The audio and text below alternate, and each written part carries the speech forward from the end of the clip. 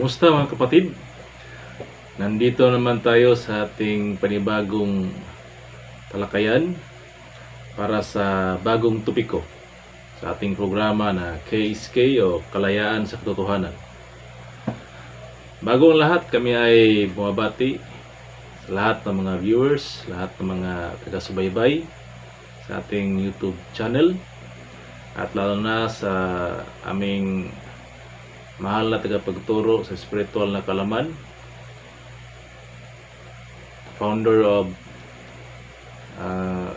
the founder of the everlasting kingdom of the priest of God and of Christ, Master Pope Junito Yabo, sa kanyang pamilya, sa lahat ng aming mga kasamahan.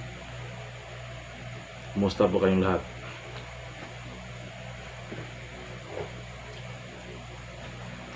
Para sa ating talakayan ngayon, ang pamagat ng ating talakayin ay ito. Wala na bang kabuluhan ang kautusan ng Diyos sa pamamagitan ng pananampalataya na nasa bagong tipan? So ito ang ating talakayin ngayon, itong ating pag-aralan, itong topiko na ito, mga kapatid. Ibig sabihin nito ay napalitan na ba o wala na bang bisa ang mga kautusan ng Diyos doon sa lumang tipan o sa Old Testament, at dito sa bagong tipan o yung New Testament ay napalitan na sa pamamagitan ng pananampalataya. So ibig sabihin wala na yung mga kautusan ng Diyos at ito ay napalitan na ng pananampalataya sa Diyos o doon kay Kristo na ating Diyos. So ito ang ating pag-aralan ngayon, kung totoo ba ito o hindi, o nanatili pa ba ang kautusan ng Diyos na doon ibinigay sa panahon ni Moises. So mga kapatid, ang una nating babasahin ay nakasulat sa aklat ni Nehemias o Nehemiah, Kapitulo 9, versikulo o talata 16 hanggang sa 17. Ito yung nakasulat. Ibasa, kapatid. Ngunit sila at ang aming mga magulang ay nagsigawa na may kapalaluan at nagpatigas ng kanilang leeg at hindi dininig ang iyong mga utos. So yun ang nakasulat doon. So yung mga magulang, o ito ay tumutukoy doon sa mga Israelitas o yung mga banay ni Jacob. No, ang sabi diyan, sabi sa nakasulat, ang aming mga magulang ay nagsigawa na may kapalaluan at nagpatigas ng kanilang leeg at hindi dininig ang iyong mga utos. So hindi dininig mga utos ng Diyos. At may pagpatuloy natin sa 17, sa talata 17, ito ang sinabi na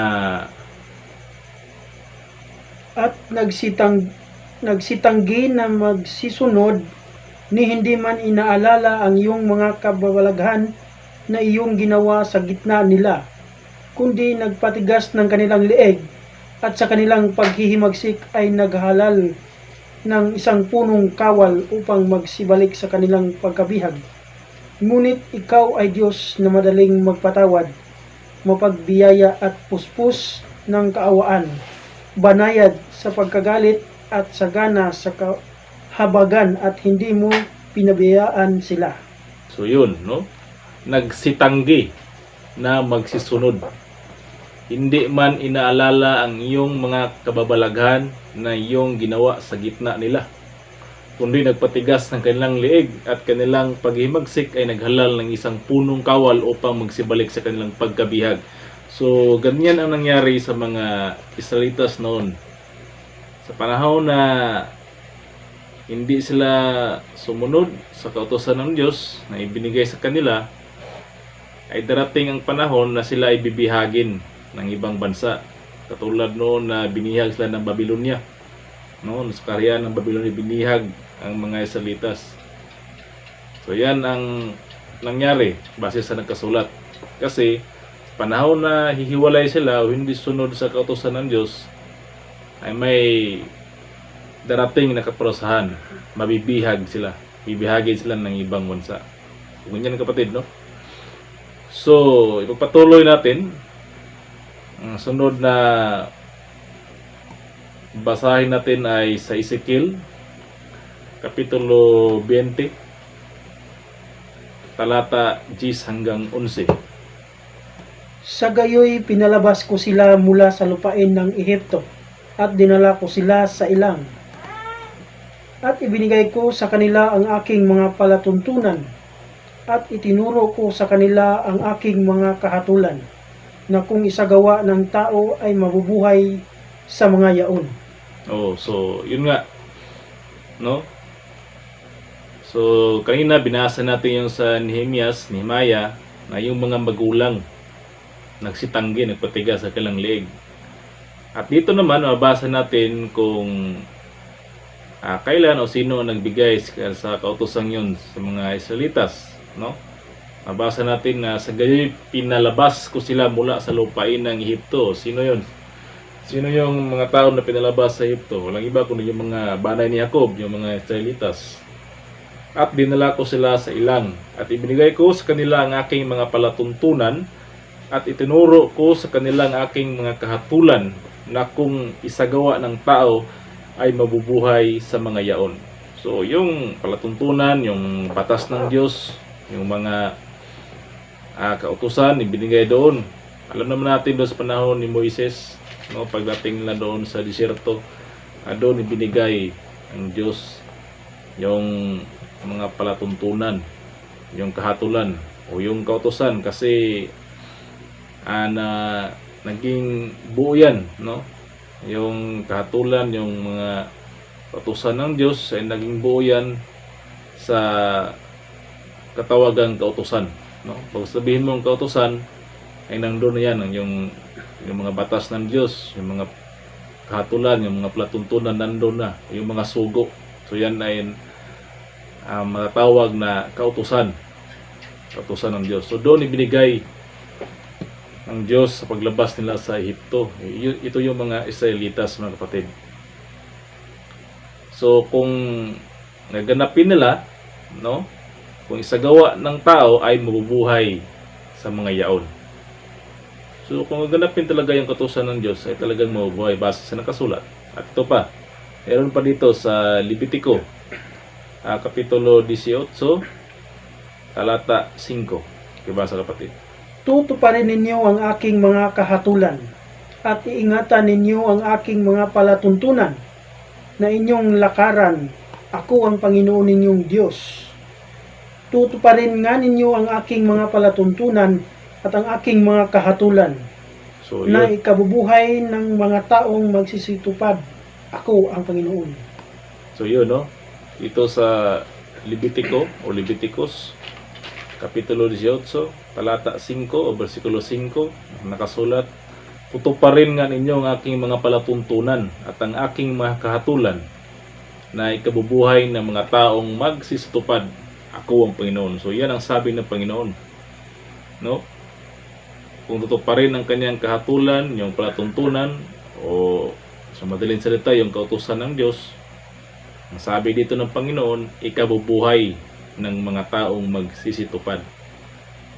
O talagang kapagbigay buhay o mabigyan ng buhay talaga kung matupad ang mga kautusan ng Diyos. Ito yung pahayag dito, mga kapatid. Sana malinaw sa inyo.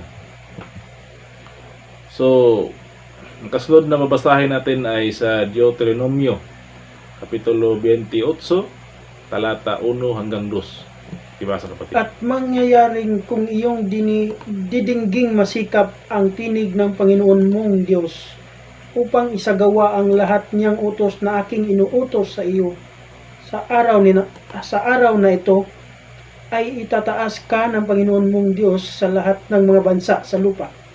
At ang lahat ng pagpapalang ito ay darating sa iyo at aabot sa iyo kung iyong didinggin ang tinig ng Panginoon mong Diyos. So yun, no? Ito yung nakasulat sa aklat ng Deuteronomio, no? Isa sa mga aklat na sinulat ni Moises. So mangyayaring kung iyong didinggin, masikap ang tinig ng Panginoon ng mong Diyos, upang isagawang lahat niyang utos na aking inuutos sa iyo sa araw na ito.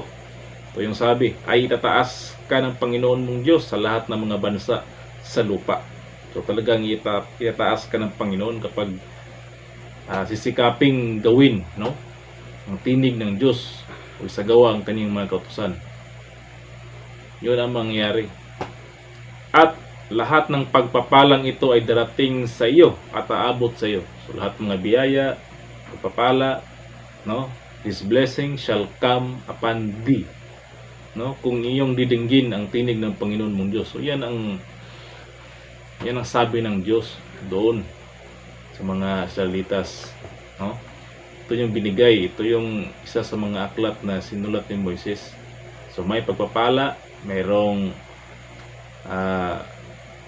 pagtatanghal o itataas ka ng Panginoon mong Diyos sa lahat ng mga bansa. So, talagang ihirangin kapag tutuparin o isagawa ang kaniyang mga kautusan. So sabi kanina, mabubuhay ang tao. At dito naman, tataas ka ng Panginoon. At mga pagpapala, yung mga panalangin, yung mga biyaya ay darating sa iyo. At aabot sa iyo kung iyong didinggin ang tinig ng Panginoon mong Diyos. So yung mga kautusan, yung kahatulan, yung mga sugo ng Diyos, yun pala ay tinig mula sa Diyos na kung tutuparin natin, ay pagpalain tayo ng Panginoon at mabubuhay. So yan ang sabi. Kasunod, Deuteronomio pa rin, Kapitulo 28, talata 15 o versikulo 15. Ngunit mangyayari na kung hindi mo didinggin ang tinig ng Panginoon mong Diyos, na isasagawa ang lahat ng kanyang mga utos at ang kanyang palatuntunan na aking inuutos sa iyo sa araw na ito, na ang lahat ng sumpang ito ay darating sa iyo at aabot sa iyo. So yun mga kapatid, kapag hindi didinggin ang tinig ng Panginoong Diyos na isasagawa ang lahat ng kanyang mga utos, ang kanyang mga palatuntunan na aking inuutos o inuutos ng Panginoon sa araw na ito, sabi niya, ang lahat ng sumpang ito ay darating sa iyo at aabot sa iyo. So talagang kapangilabot yan mga kapatid, no? Kasi pag hindi natin tuparin mga kautusan ng Diyos ay mayroong sumpang darating. Hindi naman natin may pagkait, ang mundo natin ngayon hindi pa rin mawala yung mga kamatayan, yung mga krimen o yung mga sumpa, yung mga sabi natin walang hanggang mga pangyayari na hindi inaasahan. Maraming buhay na nawala, may nangamatay sa iba't ibang klaseng pagkamatay, sa sakit o sa mga hindi inasahang mga pangyari. So yan ay isa sa mga sumpa na darating mga kapatid kapag hindi diringgin ang tinig ng Diyos o yung mga kautusan na hindi sasagawa.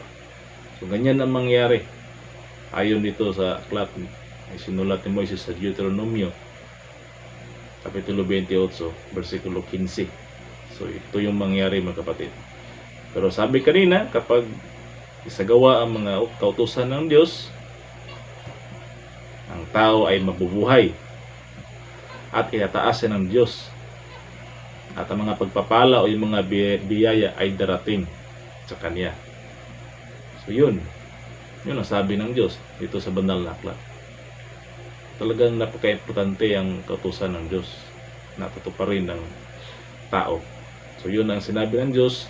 Yan na isinulat sa panahon ni Moises at doon yan pinatupad sa mga Israelitas na dinala ni Moises mula sa Ehipto doon sa desierto.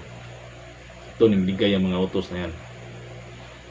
Kaso lang, yung mga magulang doon nila, sabi dito ay nagpatigas ng kailang liig at hindi dininig o hindi sinunod yung mga kautusan ng Diyos. So hindi nila lubusang nasunod talaga. So dito naman sa bagong tipan, mabasahin natin tungkol pa rin ito sa kautusan ng Diyos.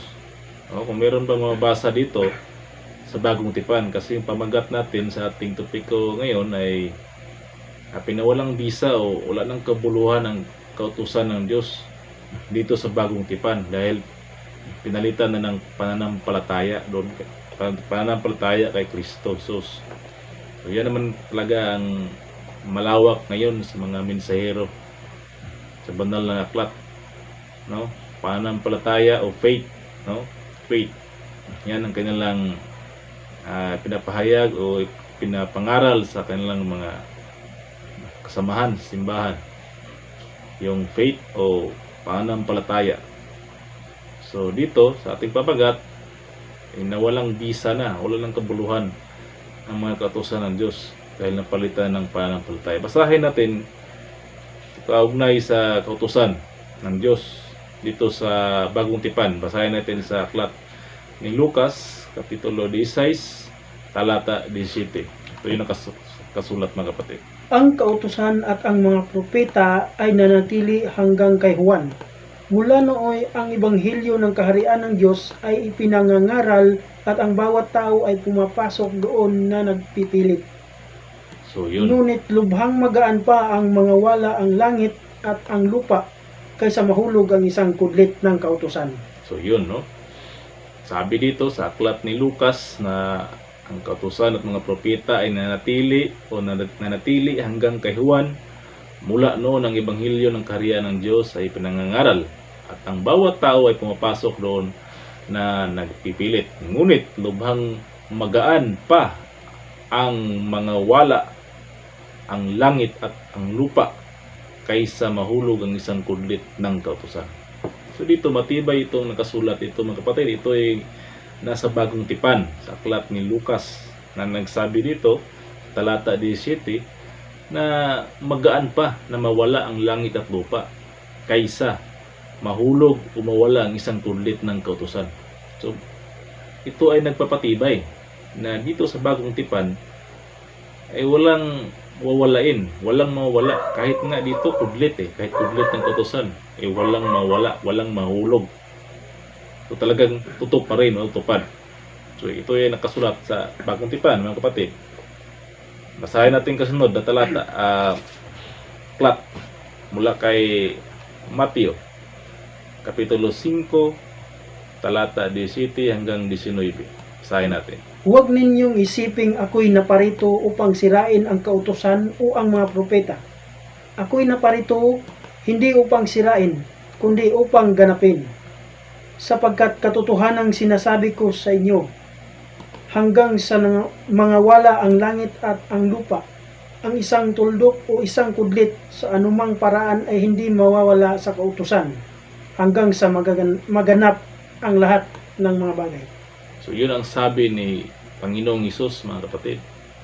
Sabi niya, huwag ninyong isiping ako'y naparito upang sirain ang kautusan o ang mga propeta. Ako'y naparito hindi upang sirain kundi upang ganapin. So matibay yan, no?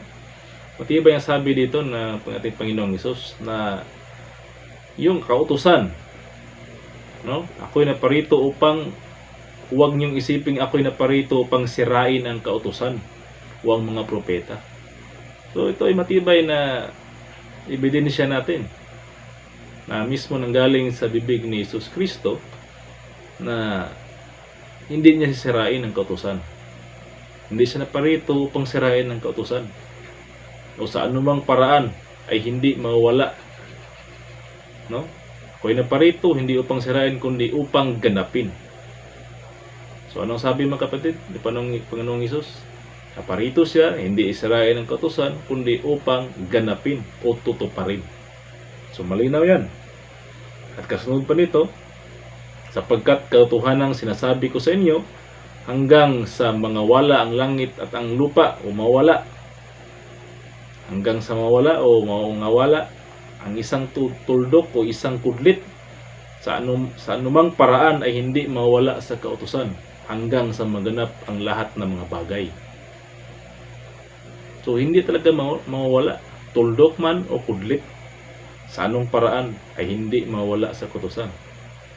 Yan nga sabi kay Lucas na mas magaan pang mawala mangawala o mawala ang langit at lupa kaysa sa kautusan. Kahit kudlit ay hindi mahulog. So ito yung sinabi ni Panginoong Hesus Kristo. So matibay yung ating nabasa, kapatid, atong paliwanag ngayon, ating pinapangaral din sa inyo, na dito sa bagong tipan ay may matibay na nakasulat tungkol sa kautusan ng Diyos. Sabi kay Lucas, sabi ni Jesus, ay tuldok o kudlit ay hindi mawala, at naparito si Jesus Kristo upang ganapin ang kautusan ng Diyos, hindi upang sirain.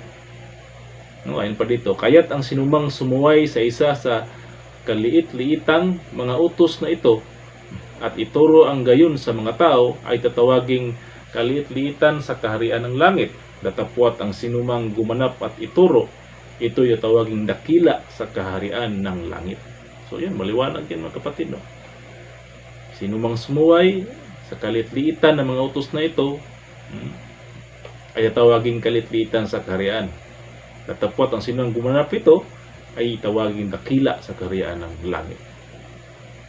Sinong gagawa ay tawaging dakila sa kaharian ng langit. Ito yung sinabi kanina na sa aklat Deuteronomio na kung tutuparin ay itataas ka ng Panginoong Diyos. O dito sabi ni Jesus Kristo, tatawagin kang dakila sa kaharian ng langit kung gaganapin, no? Kung hindi susuwayin. So matibay, maliwanag mga kapatid. Sunod naman sa aklat pa rin ni Mateo, Kapitulo 19, talata 16 hanggang 17. At narito, lumapit sa kanya ang isa at nagsabi, Guro, ano ang mabuting bagay na gagawin ko upang ako'y magkaroon ng buhay na walang hanggan? At sinabi niya sa kanya, bakit itinatanong sa akin ang tungkol sa mabuti? May isa na siyang mabuti, datapwat kung ibig mong pumasok sa buhay, ingatan mo ang mga utos. So, yun, no? Sabi diyan mga kapatid, may lumapit doon kay Panginoong Hesus at nagsabi, Guro, ano ang mabuting bagay na gagawin ko upang ako'y magkaroon ng buhay na walang hanggan? At sinabi niya sa kanya, bakit mo itinatanong sa akin ang tungkol sa mabuti? May isa na siyang mabuti, datapwat kung ibig mong pumasok sa buhay, ingatan mo ang mga utos. So anong sabi? No? Ang sabi ng isang tao na lumapit kay Jesus Kristo na ano ang kanyang gagawin upang makaangkin ng buhay na walang hanggan. At ano ang sagot ni Panginoong Jesus Kristo sa kanya? Ang sagot niya, kung ibig mong pumasok sa buhay, ingatan mo ang mga utos. So yun ang sagot ni Panginoong Jesus Kristo doon sa taong yun. No? So kung mabasahin natin kung saan yan ibinabase ni Panginoong Hesus Kristo, doon yan sa nakasulat sa aklat na binasa natin kanina, doon sa aklat ni Ezekiel at sa Leviticus. No, mabasa natin dyan nga kung tutuparin ang kautusan ng Diyos, ang sinong gagawa, siya ay mabubuhay. So ito yung sagot ni Panginoong Hesus Kristo. Kung gusto kang mapasok sa buhay na walang hanggan, tuparin mo ang mga utos. Ingatan mo ang mga utos. So malinaw mga kapatid na hindi talaga naparito si Panginoong Hesus Kristo upang sirain ang kautusan. Bagkus kanyang gaganapin. At ating nasaksihan ngayon sa ating binabasa na sabi niya, kung ibig mong papasok o pumasok sa buhay, ingatan mo ang mga utos. So nandyan ang buhay sa kautusan ng Diyos, sa kanyang mga palatuntunan, sa kanyang mga sugo, no? Sa kanyang mga yan ay tinatawag na kautusan. Kabuuan ay tinatawag na kautusan, no? Kung sa Bisaya pa yan, ayan ay ang kabalauran, tulumanon, ug mga sugo, no? At tatawagin yan lahat sa kabuuan ay kautusan ng Diyos o kasuguan. So yan mga kapatid. So malinaw na sinabi ni Jesus kung gaano ka-importante ang kautusan ng Diyos. Ito pala ay buhay, mga kapatid. Sunod, basahin natin sa aklat pa rin ni Mateo, Kapitulo 23, versikulo 2 hanggang 3. Na nagsasabi, nagsisiupo ang mga eskriba at mga parisiyo sa luklukan ni Moises. Lahat nga ng mga bagay na sa inyo'y kanilang ipagutos ay gawin ninyo at ganapin.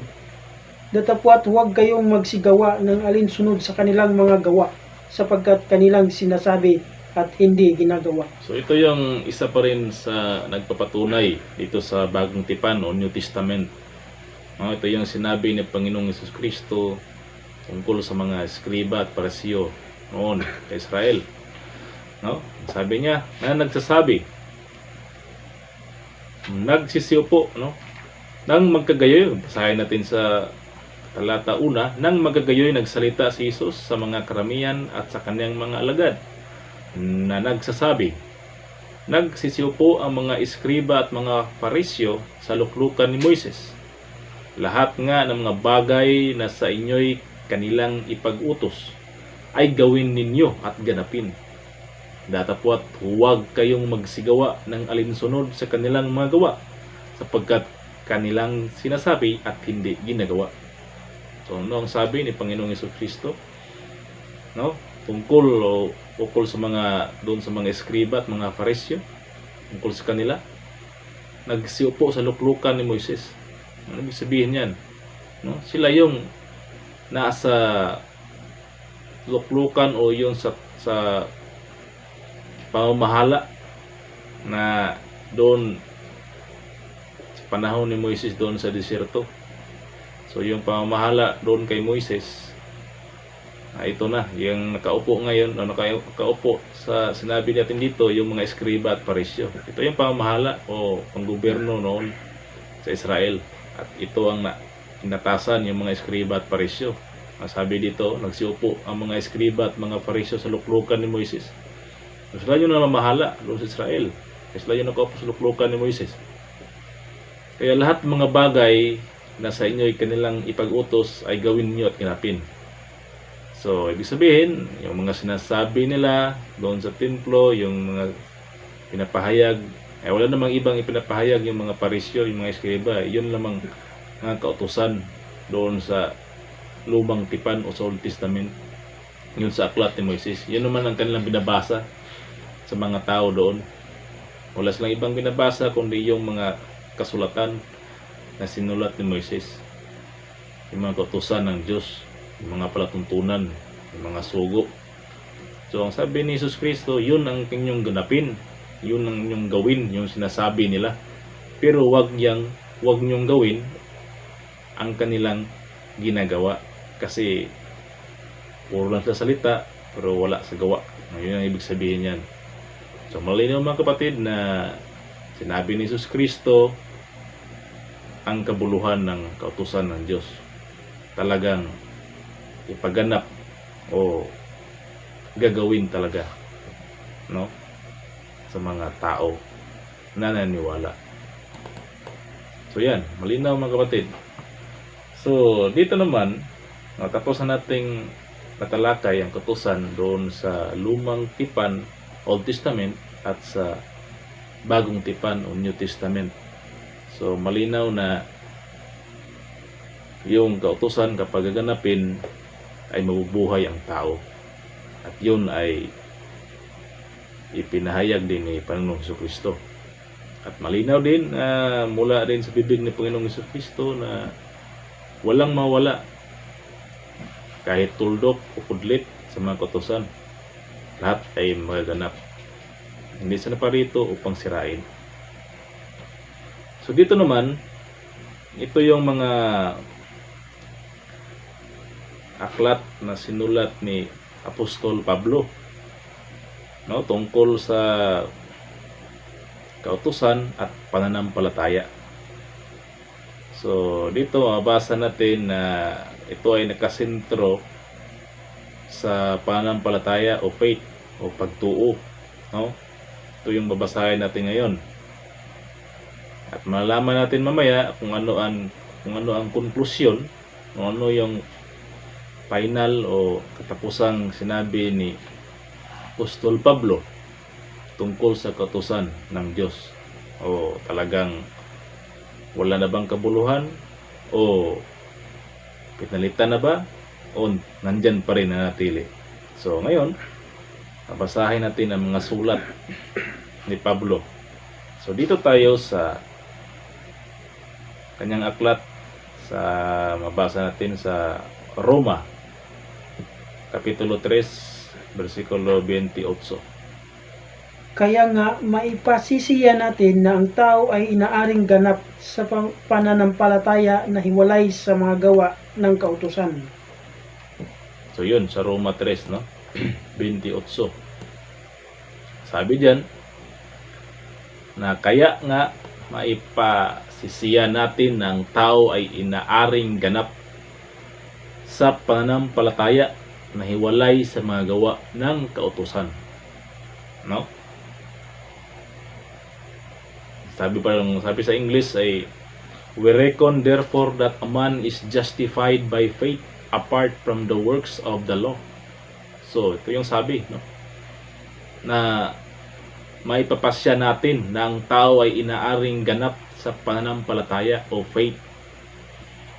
So, inaaring ganap daw, o sabi diyan, inaaring ganap ang tao sa pamagitan ng pananampalataya na hiwalay sa mga gawa ng kautusan.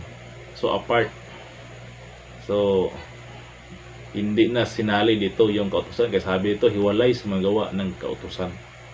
Ito yung sabi ni Pablo, Apostol Pablo dito sa aklat, kanya aklat sa Roma 3 talata 28. No? Kaya nga may papasya natin ng tao ay naaring ganap sa pananampalataya na hiwalay sa mga gawa ng kautusan.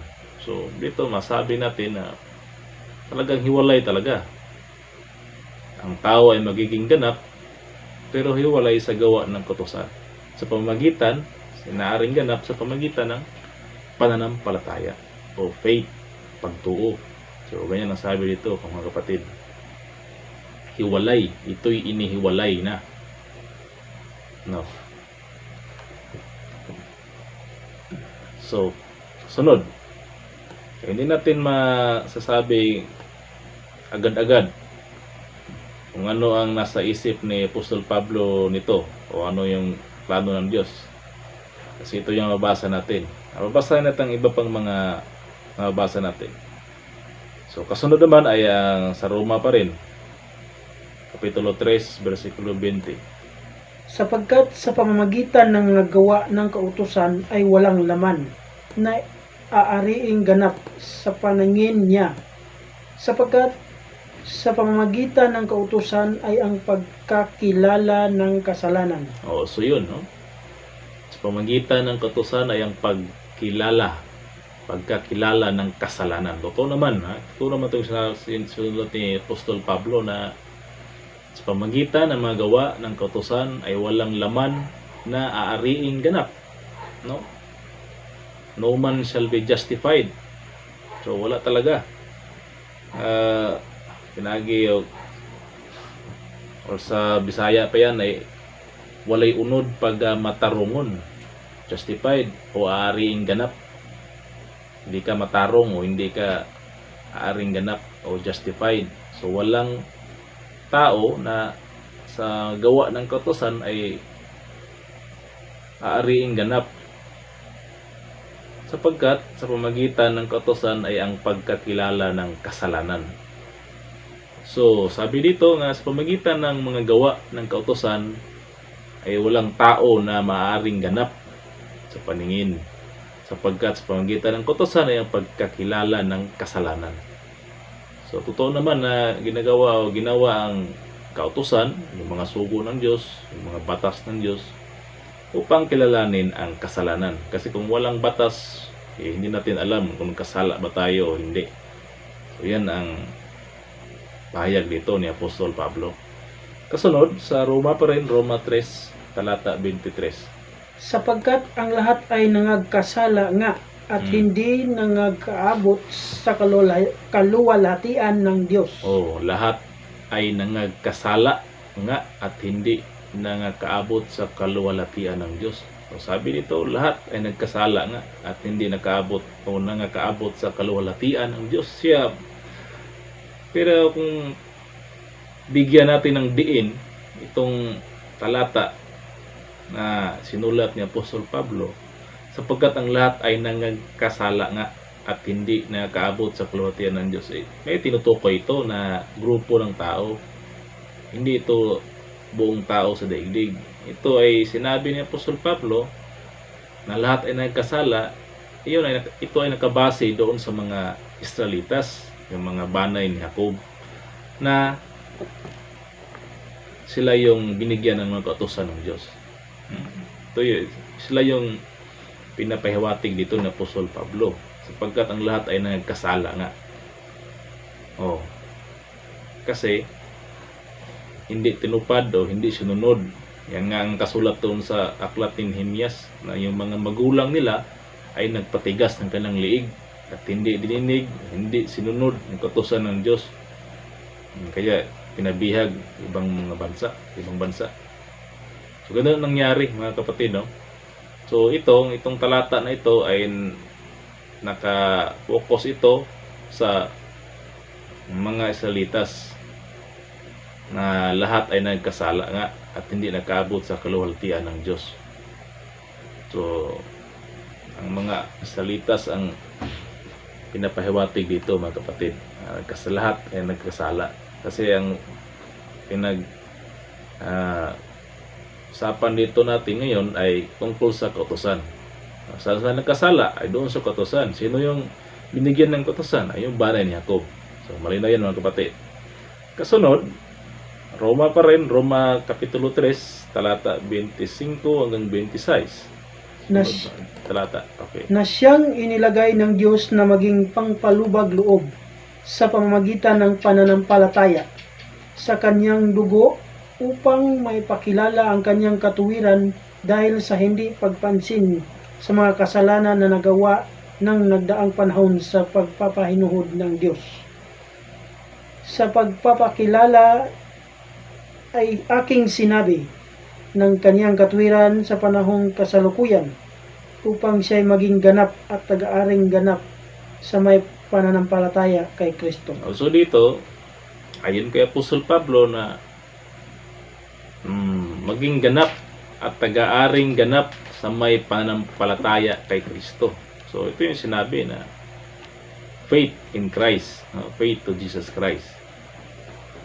Sabi pa nito sa 25 na siyang inilagay ng Diyos na maging pangpalubag loob sa pamagitan ng pananampalataya o faith sa kanyang dugo upang maipakilala ang kanyang katuwiran dahil sa hindi pagpansin sa mga kasalanan na nagawa ng nagdaang panahon sa pagpapahinuhod ng Diyos. Ito yung sabi, no? Ito yung sabi na itong kanyang dugo, ito yung dugo ni Jesus Kristo. Pamagitan ng pananampalataya sa kanyang dugo, faith of the blood of Christ. So dito, sinabi niya upang siya maging ganap sa pagpapakilala ay aking sinasabi ang kanyang katuwiran sa panahong kasalukuyan upang siya maging ganap at taga-aring ganap sa may pananampalataya kay Kristo. So, pagtuo o faith in Christ, ito yung binigyang diin dito. Pagtuo o pananampalataya sa kaniyang dugo. So, maliwanag. Alam naman natin, tayong mga Kristiyano naniwala na kung ikaw ay may pananampalataya sa Panginoong Jesucristo, lalo na sa kaniyang dugo. No? So, yan ay isa sa paraan na maging ganap o aariing ganap sa pamagitan niya pananampalataya. Totoo naman yan, mga kapatid, kasi ang kaligtasan sa pamagitan ng dugo ni Jesus Cristo doon sa krus. So, ito yung sinabi ni Apostol Pablo dito. So kasunod naman ay Roma 4 talata 15. Sapagkat ang kautusan ay gumagawa ng galit, datapwat kung saan walang kautusan ay wala ring pagsasalangsang. So yun, so kung walang kautusan, walang pagsalangsang. walang transgression, no? Walang kalapasan kung walang kautusan. So ito yung sabi dito sa Roma 4 talata 15. No? Kung walang kautusan, walang pagsalangsang, o walang transgression, walang kalapasan. So ito yung sabi dito ni Apostol Pablo. Kasunod, Roma 4:13-14. Sapagkat hindi sa pamamagitan ng kautusan ginawa ang pangako kay Abraham o sa kanyang binhi na siyang nagmamana ng sanglibutan, kundi sa pamamagitan ng katuwiran ng pananampalataya. Sapagkat kung sila nangasa kautusan ay siyang mga tagapagmana ay walang kabuluhan ang pananampalataya at nawawalang kabuluhan ang pangako. So ito yung sabi dito ni Apostol Pablo na sapagkat hindi sa pamamagitan ng kautusan ginawa ang pangako kay Abraham o sa kanyang binhi na siyang magmamana ng sanglibutan. Totoo naman. Kasi sa panahon ni Abraham ay wala pang kautusan na ibinigay ng Diyos sa kanya o sa kanila. Ito naman ito. Kundi sa pamamagitan ng katwiran ng pananampalataya. O, tama. Sa pamamagitan ng pananampalataya kasi si Abraham ay father of faith. Alam natin yan. Sapagkat kung silang nangasa kautusan ay siyang mga tagapagmana ay walang kabuluhan ang pananampalataya at nawalang kabuluhan ang pangako. O, tama naman ito. Isinasalaysay naman ni Apostol Pablo na hindi lang yung mga nasa kautusan, no? Sapagkat kung silang nasa kautusan ay siyang mga magmamana, tagapagmana ay walang kabuluhan yung pananampalataya. So hindi lang doon sa mga nasa kautusan. Kasi may mga anak si Abraham. At alam naman natin na si Abraham may mga anak na ang sabi pa doon sa mga Panginoon sa kaniyang panalangin na mula sa kanya, no? Sa kaniyang banay ang mundo ay magkaroon ng biyaya, mabibiyaan, magkaroon ng panalangin ang sanlibutan mula sa mga angkan ni Abraham. Totoo yan. Dadami ang kanyang mga anak katulad sa bilang ng bituin kung mabibilang ng tao at sa mga buhangin sa baybayin. So yan ang sabi ng Diyos doon kay Abraham. Siya yung father of faith at totoo namang walang kautusan doon. So ipinapahayag lang dito ni Pablo na hindi sa pamamagitan ng kautusan na magmamana doon sa pangako ng Diyos. So ito dahil slaysay lang naman ito. Sabi naman kasi wala pa naman kautusan sa panahon ni Abraham. So kasunod, basahin natin sa Roma 10. Roma Kapitulo 10, versikulo 8 hanggang 9. Datapwat ano ang sinasabi nito? Ang salita ay malapit sa iyo, sa iyong bibig at sa iyong puso. Sa makatuwid bagay, ang salita ng pananampalataya na aming ipinangaral. Sapagkat kung ipahayag mo ng iyong bibig si Hesus na Panginoon at sasampalataya ka sa iyong puso na binuhay siyang muli ng Diyos sa mga patay ay maliligtas ka. So ito yun, no? Datapwat ano ang sinasabi nito? Ang salita ay malapit sa iyo, sa iyong bibig at sa iyong puso. Sa makatuwid bagay ang salita ng pananampalataya na aming ipinangangaral. So ito yung pinangaral na noon, yung pananampalataya o faith. Sapagkat kung ipapahayag o ipahayag mo ang iyong bibig si Jesus na Panginoon at sasampalataya ka sa iyong puso na binuhay siyang muli o maguli ng Diyos sa mga patay ay maliligtas ka. So ito yung mensahe sa buong mundo, no? Na kapag maniniwala ka, sasampalataya ka sa Panginoong Hesus Kristo, no? Lalo na sa na siya ay nabuhay muli mula sa mga patay ay maliligtas ka. So kaya marami ngayon sa mga mensahero ng banal na aklat na dala-dala ang pangalan ni Hesus at ipinangaral sa mga tao na lubusang manalig o sa sumasampalataya o sasampalataya, no, maniniwala at mananampalataya kay Panginoong Hesus Kristo na ating Diyos. Totoo naman yan. Wala tayong masabi dyan na labag kasi totoo naman na mananampalataya tayo ni Panginoong Hesus Kristo. No? So yan ay pinapangaral. Totoo yan, mga kapatid. So kasunod, dito sa Galacia, aklat pa rin ni Pablo ito. Galacia, Kapitulo 3, versikulo 13 o 13. Sa sumpa ng kautusan ay tinubos tayo ni Kristo na naging sumpa sa ganang atin. Sapagkat nasusulat, sinusumpa ang bawat binibitay sa punong kahoy. So yun. Sa Galacia 3:13. Sa sumpa ng kautusan ay tinubos tayo ni Kristo. No? Sumpa ng kautusan ay tinubos tayo ni Kristo na naging sumpa sa ganang atin, sapagkat nasulat, sinusumpa ang bawat binibitay sa punong kahoy. So ito ay sumpa sa kautusan ay tinubos ni Kristo. So ito ay nakadiin doon sa mga Israelitas. Sila yung nasa kautusan na tinubos ni Kristo. Hindi kasali yung hintil dito. Sabi dito, nasumpa ng kautusan. Sino yung binigyan ng kautusan noon? Ayon sa binasa natin sa lumang tipan, binigay doon sa mga angkan ni Jacob.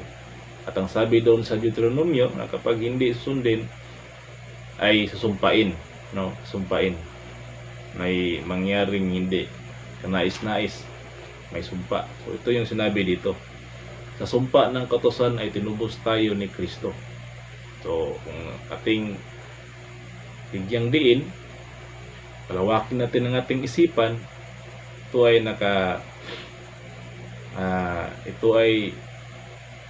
nakadiin doon, no?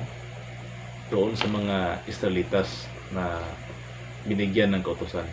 Tinubos tayo ni Kristo, kasumpa na naging sumpa sa ganang atin, ay nakasulat na sinumpa ang bawat binibitay sa punong kahoy. So ito yung nakasulat. So kasunod naman, Galacia pa rin, 3:11-12. Maliwanag nga na sino man ay hindi inaaring ganap sa kautusan sa harapan ng Diyos, sapagkat ang ganap ay mabubuhay sa pananampalataya. So ito na, maliwanag nga na sino man ay hindi inaaring ganap sa kautusan, not justified sa harapan ng Diyos, sapagkat ang ganap ay mabubuhay sa pananampalataya. So faith pa rin, ito ay faith, no? Ay hindi aring ganap, maliwanag na sino man ay hindi inaaring ganap sa kautusan sa harapan ng Diyos. So sabi dito, hindi ka aring ganap, hindi ka justified, hindi ka mabuti, hindi ka kumpleto, no? Hindi ka justified sa kautusan sa harapan ng Diyos, sapagkat ang ganap ay mabubuhay sa pananampalataya. Totoo naman ito, kasi ang pinapahiwatig dito ni Apostol Pablo ay ang pananampalataya o pananampalataya doon kay Panginoong Hesus Kristo. Kasi ang mga Hudyo doon, yung mga Israelitas, ay hindi lahat naniniwala doon kay Panginoong Hesus. Kaya ito yung binigyan diin ni Apostol Pablo, pananampalataya doon kay Hesus Kristo. So tandaan natin na ang pakay ni Panginoong Hesus Kristo dito sa mundo ay hindi sirain ang kautusan. Tandaan natin yan. Meron bang mga kasulat sa aklat ni Pablo tungkol sa kautusan? Meron ba siyang sinabi na regarding as positive side, no? Basahin natin. Sa Roma, Kapitulo 4, versikulo 16. Dahil dito'y sa pananampalataya, upang maging ayon sa biyaya, upang ang pangako ay lumagi sa lahat ng binhi, hindi lamang sa nasa kautusan, kundi pati naman sa nasa pananampalataya ni Abraham, na ama nating lahat. So yun. Dahil dito'y sa pananampalataya, upang maging ayon sa biyaya, upang ang pangako ay lumagi sa lahat ng binhi, hindi lamang sa nasa kautusan, kundi pati naman sa nasa pananampalataya ni Abraham na ama nating lahat. So malinaw ang sabi dito ni Pablo. Meron siyang bawi dito, no? Sabi niya, upang maging ayon sa biyaya, upang ang pangako ay lumagi sa lahat ng binhi, hindi lamang sa nasa kautusan, kundi pati naman sa nasa panampalataya. So pantay, no? Yung biyaya, no, dito kaya mula kay dito sa panampalataya, upang maging ayon sa biyaya, itong kaya mula kay Abraham, no, na hindi lamang doon sa nasa kautusan, kundi pati naman sa panampalataya ni Abraham. So tama ito mga kapatid, no? So hindi nawala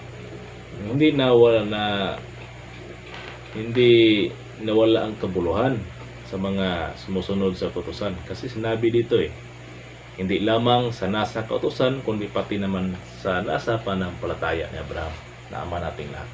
So malinaw mga kapatid na sinabi ni Pablo na hindi niya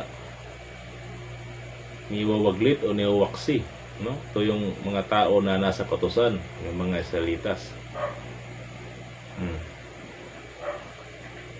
Sinabi niya dito na kasali pa rin kasama sa mga nasa panampalataya. So, malinaw yan. Pagkasunod naman sa Roma pa rin, kapitulo 3, talata 9. Ano nga, tayo bagay lalong mabuti kaysa kanila. Hindi sa anumang paraan, sapagkat ating kapwa sinasakdal na muna ang mga Hudyo at ang mga Grego, na silang lahat ay nangasa ilalim ng kasalanan. So yan, sinulat ito ni Pablo na ano nga, tayo bagay lalong mabuti kaysa sa kanila? Hindi sa anumang paraan, sapagkat ating kapwa isinasakdal na muna ang mga Hudyo at mga Grego, na silang lahat ay nangasa ilalim ng kasalanan. Ito naman ito mga kapatid, kung bigyan natin ng diin o mas malalim pang pangunawa, lahat ng tao ay nasa ilalim ng kasalanan, kasi ang ama natin na si Adan at ang ina natin na si Eva ay sila yung unang tao na nagkasala, at tayo ay mga binhi mula kay Adan at Eva. So totoo nang nasa ilalim tayo ng kasalanan. So yun, kaya sinabi dito sa Gis na gaya ng nasulat, walang matuwid, wala kahit isa. So ito naman yan, kaya may sinabi na walang matuwid, kasi ilalim tayo ng kasalanan. Nandito tayo sa panahon kung saan nandito pa ang kasalanan. So malinaw yan mga kapatid, yan nakasulat dito. So kasunod, basahin natin sa Roma kapitulo 10 versikulo 5. Sapagkat isinulat ni Moises na ang tao na gumagawa ng katuwiran ayon sa kautusan ay mabubuhay dahil dito. Okay, ito yung sinulat ni Pablo sa Roma 10:5 na sapagkat isinulat ni Moises na ang tao na gumagawa ng katuwiran ayon sa kautusan ay mabubuhay dahil dito. So may sinulat si Pablo tungkol dyan. Nabasa natin sa Lumang Tipan na kung gaganapin ng kautusan ay mabubuhay ang tao. Sunod sa Galacia kapitulo 3 talata 12. At ang kautusan ay hindi sa pananampalataya, kundi ang gumaganap ng mga yaon ay mabubuhay sa mga yaon. So yun, ito yung sinulat ni Pablo, Galacia 3:12. No, may sinulat siya. Sabi dito, at ang kautusan ay hindi sa pananampalataya, kundi ang gumaganap ng mga yaon ay mabubuhay sa mga yaon. So ito malinaw, ang gaganap sa kautusan ay mabubuhay. So malinaw ito mga kapatid. So ngayon, bigyan natin ng diin. Ano ang hukom ni Pablo? Ano yung nasabi nating konklusyon ni Pablo tungkol dito sa kanyang sinulat? Na kung ating intindihin ng mabuti ay talagang lumilitaw na ang pananampalataya ay masigit pa kaysa sa kautusan. O kaya nasabi ng ibang mga ngaral ng banal na aklat na wala ng kabuluhan ng kautusan. At dito na tayo sa bagong tipan na nakasinto sa panampalataya doon kay Kristo na ating Diyos. So ngayon, bigyan natin ng lalim pa. Ngayon, basahin natin kung anong ang konklusyon ni Apostol Pablo tungkol sa kautusan. Basahin natin sa aklat sa Roma, Kapitulo 3, versikulo 31. Niwawalan kaya nating kabuluhan ang kautusan sa pamamagitan ng pananampalataya? Huwag nawang mangyari, kundi pinagtitibay pa nga natin ang kautusan. So yun, malinaw mga kapatid, no? Pakibasa ulit kapatid. Niwawalan kaya nating kabuluhan ang kautusan sa pamamagitan ng pananampalataya? Yun, Huwag nawang mangyari, yun. kundi pinagtitibay pa nga natin ang kautusan. So yun, ano ibig sabihin niyan mga kapatid? Malinaw, no? Ito yung masabi natin na konklusyon na sinabi ni Apostol Pablo. Sabi dito sa Roma, Kapitulo 3, talata 31, niwawalan kaya nating kabuluhan ang kautusan sa pamamagitan ng pananampalataya? Niwawalan ba ng kabuluhan at pinalitan na ng pananampalataya yung mga kautusan? Huwag nawang mangyari, sabi ni Apostol Pablo, huwag nawang mangyari, kundi pinagtitibay pa nga natin ang kautusan. Oh, yun mga kapatid, malinaw. Hindi pala nawala ang kautusan. Gaya ng sabi ni Panginoong Hesus Kristo, hindi niya sinira. Walang mawala kahit tuldok o puwit. Lahat ay matutupad, magaganap. At sabi dito ni Apostol Pablo na huwag nawang mangyari, kundi pinagtitibay pa nga natin ang kautusan. So malinaw mga kapatid. Dito sa aklat ni Pablo, sa kanyang sulat mismo, na hindi pala nawalang bisa o hindi pala nagkaroon ng pagpapalit, na ang kautusan ay pinapalitan ng pananampalataya o pagkos na walang kabuluhan. Hindi pala. Kasi sabi dito, niwawalan kaya nating kabuluhan ang kautusan sa pamamagitan ng pananampalataya? Huwag nawang mangyari, kundi pinagtitibay pa nga natin ang kautusan. So, kayo mga kapatid, sa narinig nyo ngayon, ano ang inyong unawa? Kayo na magbigay hatol dito sa sulat ni Pablo. Kaya nga binabasa natin yung tungkol sa pananampalataya, no? Pananampalataya at kautusan. At doon sa aklat ni Pablo sa Roma, Galacia, marami doon na pananampalataya, nagbinigyang diin at binigyang pansin. At pinakasulat pa doon na pinawalang yung unang kautusan ay wala na dahil sa kahinaan, walang inaaring ganap sa kautusan. Ito naman. Pero ngayon, sa nabasa natin sa Roma, anong masabi niyo? Hindi pala nagkaroon ng pagwawaksi. Hindi pala iniwaksi ang kautusan o walang kabuluhan. Hindi pala, no? Sabi ni Pablo dito, hindi o wag nawang mangyari na yung kautusan ay mapalitan ng pananampalataya, no? Kundi pinagtitibay pa nga natin ang kautusan. So maliwanag mga kapatid, pinagtitibay pa nga nila Pablo noon ang kautusan ng Diyos. Yung kautusan, kasama na yun yung batas ng Diyos, palatuntunan, yung mga katulan, andun na. Tawaging buo natin at tawaging buo na kautusan. So yan, malinaw mga kapatid. Yan ang konklusyon ni Pablo, na hindi pala napawalang bisa o walang kabuluhan ang kautusan sa pagitan ng pananampalataya, kundi pinagtitibay pa nga ang kautusan. So yan sabi ni Apostol Pablo mga kapatid. So yan mga kapatid. So alam naman natin talaga na ang pananampalataya doon kay Jesus Kristo ay napaka-importante yan.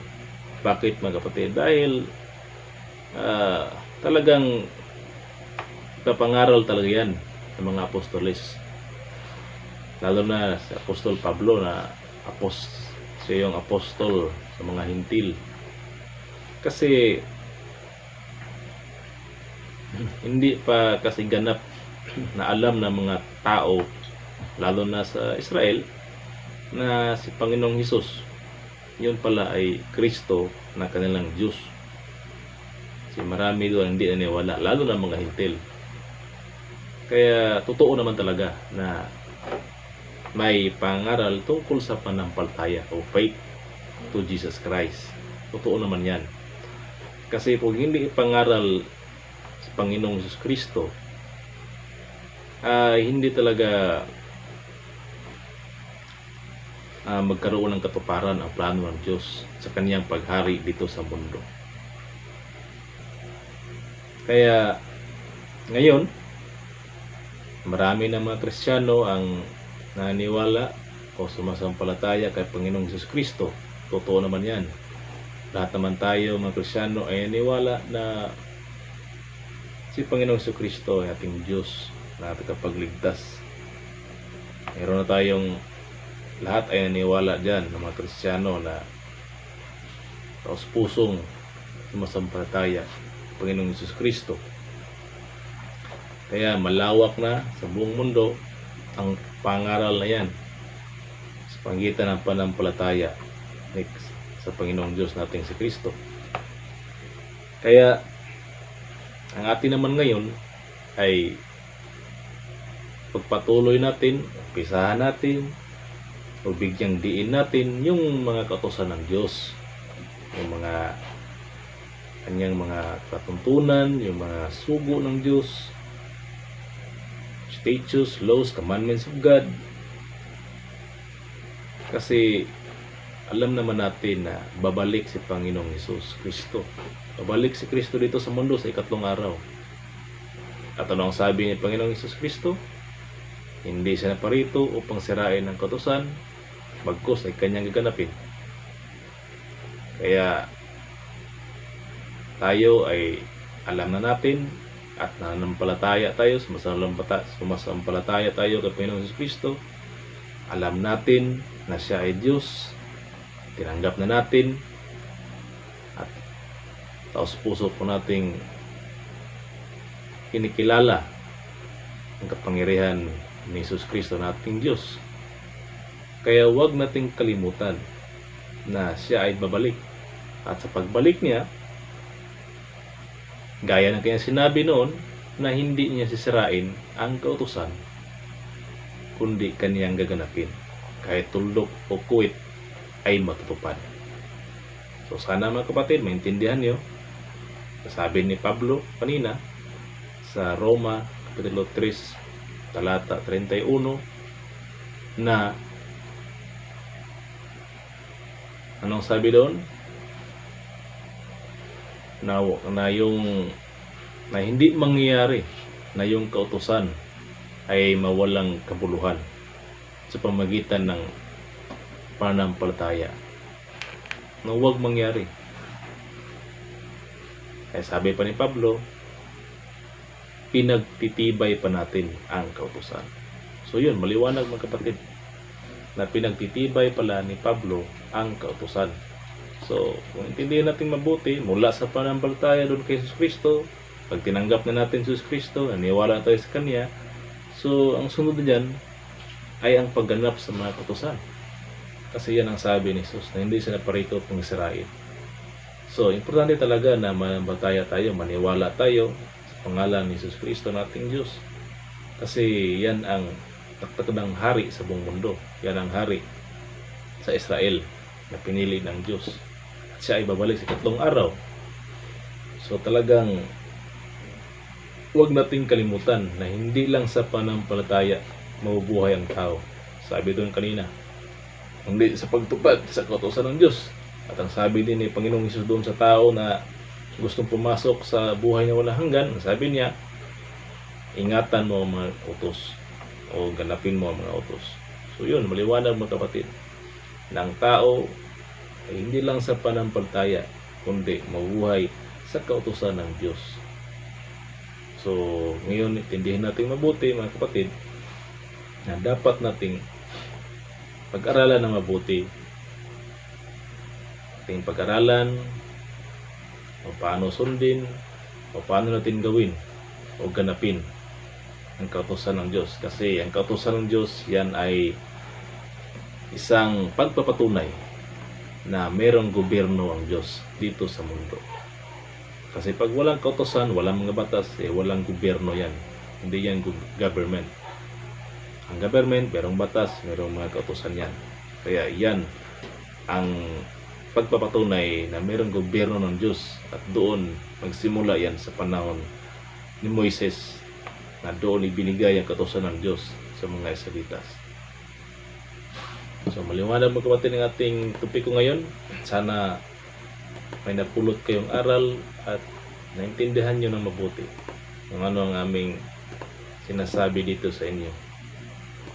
Dahil maliwanag talaga na si Pablo ay hindi niya iniwawaksi ang kautusan ng Diyos. Hindi niya pinawalang bisa o pinawalang kabuluhan, dahil ito pala ay isa sa mga paraan niya upang pagtibayin ang kautusan ng Diyos. Kasi paano natin o sa isang mensahero ng Diyos, paano mo ibigay agad ang kautusan ng Diyos? Hindi sila muna naniniwala o sumasampalataya sa Panginoon. Kaya tama yung Apostol Pablo, no? Kinaintindi, pananampalataya doon kay Panginoong Kristo, upang sa ganun, pag mapagtibay ng kailang pananampalataya, doon na rin kaganapin o tuturo ipangaral sa kanilang kautusan ng Diyos. Kaya malinaw yan mga kapatid. So, ang ating balikan ang sinabi ni Pablo sa Roma 3, versikulo 31, ito yung sinabi: niwawalan kaya nating kabuluhan ang kautusan sa pamagitan ng pananampalataya? Huwag nawang mangyari, kundi pinagtitibay pa nga natin ang kautusan. So, maliwanag mga kapatid. So, sa ating topiko na may pamagat na wala na bang kabuluhan ang kautusan ng Diyos sa pamagitan ng pananampalataya na nasa bagong tipan? So, ang sagot natin dito, mayroong kabuluhan mga kapatid. No, mayroong kabuluhan.